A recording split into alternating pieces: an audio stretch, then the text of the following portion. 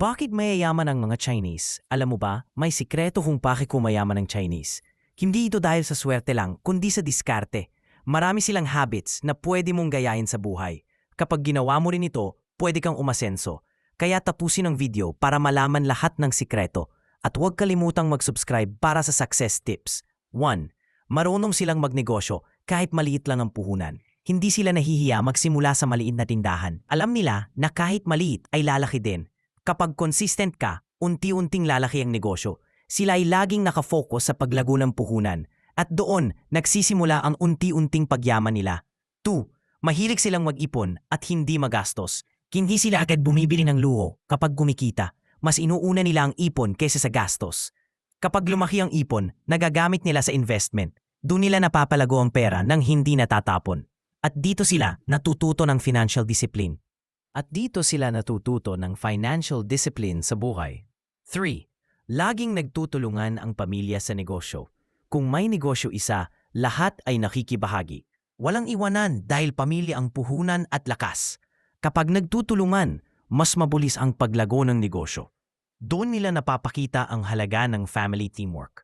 At doon din umiikot ang yaman sa kanilang pamilya. 4. Marunong silang mag-adapt sa mga pagbabago. Kapag may bagong trend, mabilis silang sumasabay agad. Hindi sila natatakot magbago ng strategy sa negosyo. Ang flexibility nila ang nagbibigay ng malaking advantage. Kahit saan sila mapunta, kaya nilang makisabay. At doon sila lalong lumalakas sa kompetisyon. 5. Mahusay silang mag-invest ng kinita nilang pera. Hindi nila tinatago lang ang pera sa bangko. Mas gusto nilang iikot ito sa negosyo. Nag-i-invest sila sa lupa, building, at mga assets. Doon nila napapalago ang yaman ng tuloy-tuloy. At dito sila nagiging long-term thinkers sa pera. 6. May disiplina at sipag silang walang kapantay. Hindi sila natatakot magtrabaho kahit mahirap. Sila ay kilala sa pagiging hands-on sa negosyo. Kapag may problema, hinaharap nila ng direkta. Disiplina at sipag ang kanilang secret weapon. At dito sila mas nagtatagumpay kaysa iba. 7. Marami silang koneksyon o guanxi sa negosyo. Hindi lang skills, kundi relationships ang puhunan nila. Kapag may koneksyon, mas mabilis ang opportunities. Ginagamit nila ito para mas lumawak ang negosyo. Koneksyon ay nagbibigay ng proteksyon at suporta. At doon nila napapalakas ang kanilang empire.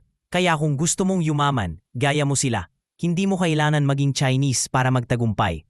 Kailangan mo lang ng sipag, disiplina at strategy. Kapag ginawa mo rin ito, pwede kang umasenso. At huwag kalimutang mag-subscribe para sa success strategies.